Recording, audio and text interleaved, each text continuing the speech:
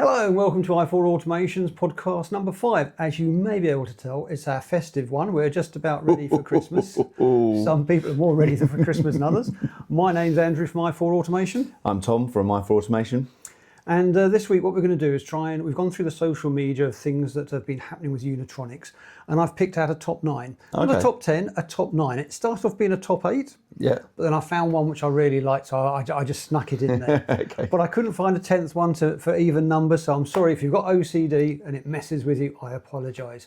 So top 9. Okay, let's do it. Okay, so at number 9, I've got protocols without limits, integration done right. Okay, so I'm guessing this is when they were talking about the amount of protocols that are available on the Unistream PLC. There is a plethora. Yeah. And I love that word, but there really is lots of different ways we can talk to Unitronics PLCs. Yeah. And it just goes into that and talking about some of the different ways from Ethernet IP, Redfish, which is quite new and they're quite hot on, because at the moment today, I'm pretty sure that's a unique feature for a PLC, through to, bread and butter stuff, Modbus, Yeah. over Ethernet, over cable, and of course CAN bus, which has been one of the networks they had right from the day one. Yeah. There you go. Internet of Things, as well as EV charger protocols and stuff like that. Yeah, so we can talk. There is just so many. Right, and moving swiftly on. Yep. At number 8, we did a webinar, or Unitronics did a webinar on pay-per-use. Okay, Now, I think, again, a really hot topic, really something that's very useful. Wish I had it 10 years ago. Yeah. So this is being able to remotely stop the machine if the customer hasn't paid for the usage, or? Well, a bit like most photocopiers in the UK, you're paying by the paper. You rent the photocopier and you pay a nominal amount. Not that most of us use much paper these days. Yeah. But you're paying for the consumables, for the paper. You must always buy the paper from your supplier.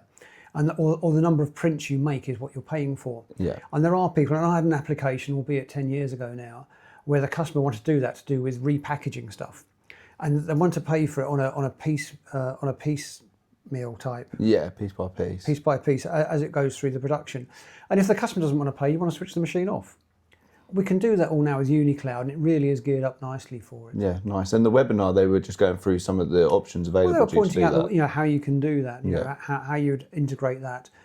So you could do your invoicing, you could see the production throughput. Yeah. You can see whether you're connected. If you're not connected to the internet, then maybe you switch the machine off. You interlock it so that you've got that protection. Yeah, you've got the option to be able to ping directly from the ladder inside Unilogic. So yeah. Okay, number 7, pump control without the complexes. I can't talk today. Well, at least we're recording a podcast. Right? I know. The easy way to control pumps. Okay. And that is talking about the controlling the VFDs from the PLC using the Modbus protocol? Basically, yes. Yeah. The way that you can control those and control multiple inverters, parameterize them, set them up, all remotely from the PLC. Yeah, something that we're finding a lot of customers really finding useful. And also, from HVAC to pumping applications, it really is easy to do. Yeah, brilliant. Cuts down your wiring, reduces the size of your PLC, gives you all the alarms and all the errors all in one place. Okay, at number 6, real-time weather data inside your PC. This is using the REST API to pull information from a feed of weather. Okay, we've got links. I didn't mention this earlier, but I've got links all in the comments below where you can get to all these websites. Now, this is a Spanish one in Spanish, but there is when I looked at it, you could translate it into English. Okay. And, the guys in Spain basically been looking at REST API, integrating the Unitronics PLC and reading the weather forecast. Where is this useful? Well, if you've got solar panels and you want to switch them on or off or control when you're using them, depending on the amount of light available.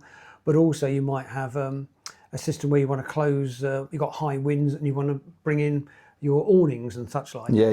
So that might be another thing. Oh, fantastic. So that's a case study that they've posted about this year. Oh, yeah, about using the API and how it integrates. Talking about solar panels, you've also got the option in there to be able to track the sun using the coordinates, and you can actually... Yeah, depending on your location in the world, you can then track the sun to make sure you get optimum solar panel. And it's actually a function block they've just added in there. You tell it where you are in the world, and it gives you coordinates of exactly where the sun is. And that's in the Unistream PLC. That's in the Unistream PLC, yeah. Okay, so that's the real-time weather. At number 5, CFR 21 Part 2, Made Simple with Unistream. Yeah, it's a really amazing. nice. Yeah. That's the title. Oh God, I can't put it down. Well, if you have trouble sleeping over Christmas, that's the document. If you need a stocking filler. But if you need it, you need it. Yeah. And there's a couple of pages there really just guiding you, a nice little short PDF guiding you how to achieve that and how to do it using the Unitronics PLCs. Basically, it's best practices. Yeah. You know, to achieve that level. So that's covering certain things such as making sure that the documents are signed, they can't be played with after they've been exported. So if you're making a data file, if you do a data file and log it in Excel, it can then be edited. Yes. So you need a way of knowing when that's been edited and lock that file so it shows the production information and you're happy that it. And all of the files created in Unilogic can be digitally signed to the PLC. Yeah. So you know that it hasn't been edited in any way. Mm. And I believe it needs a bit more than that, but that's one of the fundamental parts of it. It gives you the building blocks for it. It doesn't do it all for you, but it gives you the starting point. Yeah. But, you know, in terms of PLC language, what you need to sort out. But the Unilogic PLC does cover that standard. Yeah. Okay, at number 5, I'm reading this off the wall in case you're wondering why I'm staring up into space. Servo-Based motion and PLCs. There was a great application story about one of our customers, Rutland Plastics, that Unitronics published to do with how they integrated the servos, the Unitronics PLC, in their production lines. I've contacted the customer several times since he's finished the project, and it's never in production when I'm available to go and see it. Oh, okay. But they're just up in Leicestershire, so they're not too far from us. So I'm going to go and visit them. So that's a nice application story about Rutland Plastics. And they're using the Unistream PLC to control the servos? PLC, yep, and they've got several axes of servo control amazing. by that. So it's a nice little application. Fantastic. Another application story that caught my attention was to do with the milk processing. And there's a company, I think it's a Dutch company, and both these articles were published in IEN, which is a European automation magazine. And the milk processing one, they went through the process of how they're doing that and collecting the data and managing that. And again, it's quite interesting because it's quite diverse and different. On one side, we're being used for plastic manufacturing, for widgets. And another side, something like milk and dairy products that a lot of us interact with every day. And they're once again using a Unistream PLC for that project as well, are they? Yes, yes, they are. Yep, they are. Okay, and keeping the traditional methods, because the title of that one is Automation that Preserves Tradition. Oh, I like it. Yeah. At number 2, we're getting hot now. Here we go. Now. Whoa! An award-winning PLC, the Unistream, the 15.6, won an award. So that was from the Control Engineering in the 2025. Now, I've looked on their website, and I have to say it's quite poor because you have to actually give all your details, including your mum's date of birth, just to download a white paper to see who won what, which I don't really understand. But that's the 15.6-inch built-in PLC HMI unit. That's the one that won the award, is it?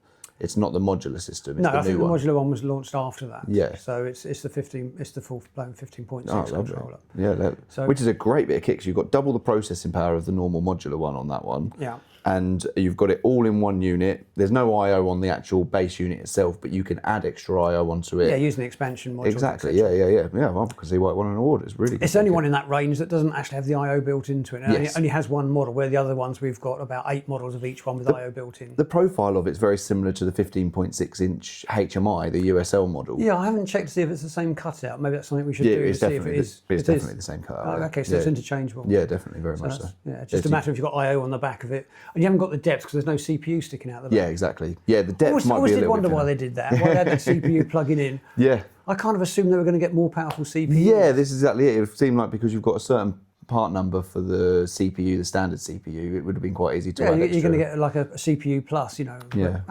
well, they do have more CPU. There is a CPU plus, but all of the ones with the faster CPU have got the CPU built into the PLC. So it's I even said to them when they launched it, is that why they've done it like that, so they can change it? Yeah.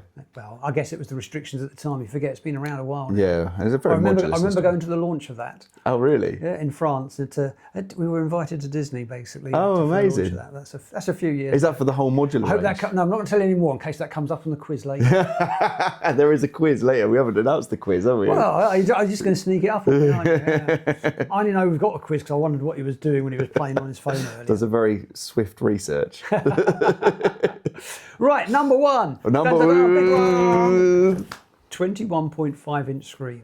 Yes. Now that is, for the price of it, value for money, etc. That it just blows your mind. It's a nice big screen. Yep. Nice crisp resolution. Yep. Fits in with the rest of the family and functionality of the other products. But really, it's the biggest and the best launch that we've had this year from Unitronics. It's the most interesting product that I can see people It's using. got to be primed for an award again next year. I would have thought it's going to be in the front running. Yeah. In fact, I look forward to even bigger screens because when you get 21-inch, you think, well, if you want to monitor the whole factory performance, you want to see anything from any distance. Let's go 25, 26, 28-inch. And that's using VNC connection to one of the brick PLCs or one of the other PLCs that you've got. It's what we call a light panel, isn't it? Yeah. In Unitronics tools. Yeah, so you've got a VNC client on there, connects to the VNC server, can be something other than one of the Unitronics PLCs, to be fair. It doesn't have to be a Unitronics PLC. But yeah, you've got that touchscreen on there. You've got the IP rating when it's installed. You've got everything that you'd expect from a Unitronics PLC HMI unit. You really do. Okay, so that concludes our top 10 from the social media, things that we thought were of interest, that we thought would be worth sharing with you.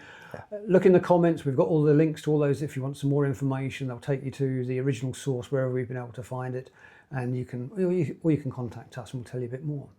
Now, the bit that you've been waiting for. Oh, here we go. So, it's just a short quiz.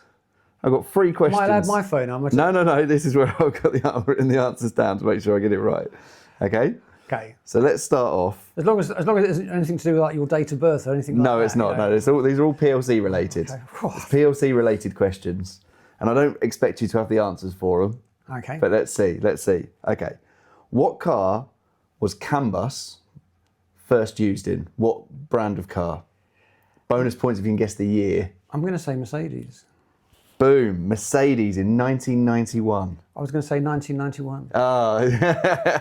Okay, what year was CAN bus invented itself in? 1991. We're going to have to edit this. CAN bus itself. Yeah, CAN bus itself. Itself. Oh, wow. Invented by Bosch. Okay, Bosch. So it would be to do with the hydraulics and the vehicle side of things. That could have been 10 years earlier. Yeah. 81, I'd say, I guess. 1986. Yeah, because these things are around a long time before they put them in your car. Yeah. So, they've got to be safe. And it was added as a standard for PLC communications in 93. So it was in the car before it was added into the standards. I had appreciate that. It was always in the car, used for things like ABS and other safety critical features. Yeah, exactly, yeah. So yeah, Mercedes, 1991, the first. I just think cars now, I imagine they're still using CAN bus or a derivative of that. There must be so much on there to reduce all the buttons on the touch screen, etc. Yeah, exactly. And reduce the wiring and the weight. I bet there's a bit of MQTT used in there now as well, actually. Yeah. Okay. Well done. Very good. You got that one right. You can't fit Unicloud to my car. No. Remotely shut you down. Right? I can just see the screen coming up and showing my productivity. Okay, question number 2. Number 2? This is number 3. No, that was an additional question. That was the first question was all in one. But you got it right. Well done. The second question. When was the first smart relay invented? Smart relay is an interesting term. I was with Mitsubishi and we brought out a copy of the smart relay, which was actually a branded product, which was quite controversial in Mitsubishi days. The fact they did that and didn't build it themselves, that SMC took on. So that would be, let's say 40 years ago, so that'd make it 1985. So, before that, 1977, Edmund O. Schweitzer III added it as part of his doctoral thesis in 1977. So I'm guessing it was theoretically invented in 1977. Yeah, the concept. The concept of it. Yeah. Okay. It's just one of those crazy things that I was listening to something the other day and they were saying about the number of chips that you can fit onto. And we're not even talking chips now, everything is just down to circuit level and you seem to get a blob of solder and it's got a million transistors on it. How many transistors are in something? Whereas before you could physically count them and I'd recognise the products. As an engineer, I physically changed transistors on products. And now they're just like dots. You've got no chance doing that. I was looking at these petabyte drives when they're 255 gigabytes on each one. Get 4 of them together, you've got a petabyte, and they are squashing so much on memory onto these drives. And the biggest thing they generate, it seems to be heat. Yeah. Because when they're off, they generate more heat. Yeah. 254 terabytes per drive. That's mad. Okay, final one, a bit more Christmassy this one. Oh, good. Thank goodness for that. So PLCs are running quite busy this time of year because Santa needs a lot of PLCs to make his toys. Okay. I've got the 4 biggest toy manufacturers in the UK. Can you name, how many of the top 4 can you name? Wow.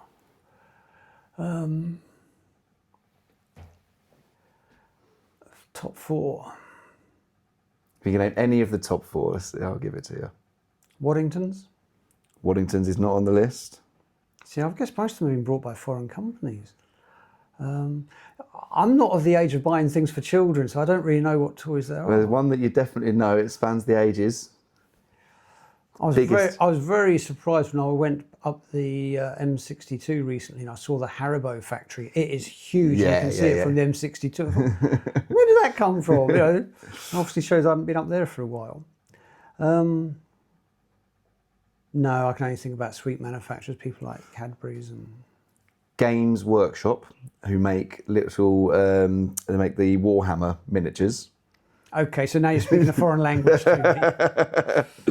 Yes, they are on the Christmas list because I've seen my wife's brought some to my grandchildren, but no, I've got no idea what they are. The Entertainer, the largest UK toy retailer, not a manufacturer to be fair.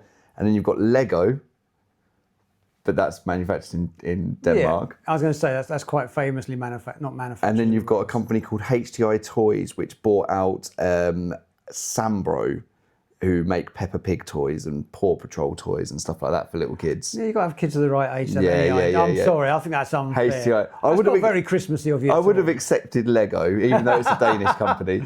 But you asked me for UK companies, so I'm not going to say Lego. Well, Games Workshop is a UK company, manufacturer of UK. Okay. So, yeah, Father Christmas, get those PLCs running double time. It's nearly time for Christmas. You've got to get them out there. You've got to get your orders in. Yeah. And for the single people out there, there's still a few days to go before Christmas shopping. You know, we all go out on Christmas Eve. Yeah. So if you want a PLC, hit us up.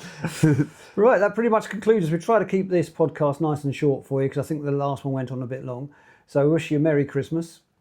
And can't wait to see you in the new year and help you out with all your PLC exciting solutions and stuff that you've got going on. Look at your applications and see what we can do. Merry Christmas. Merry Christmas.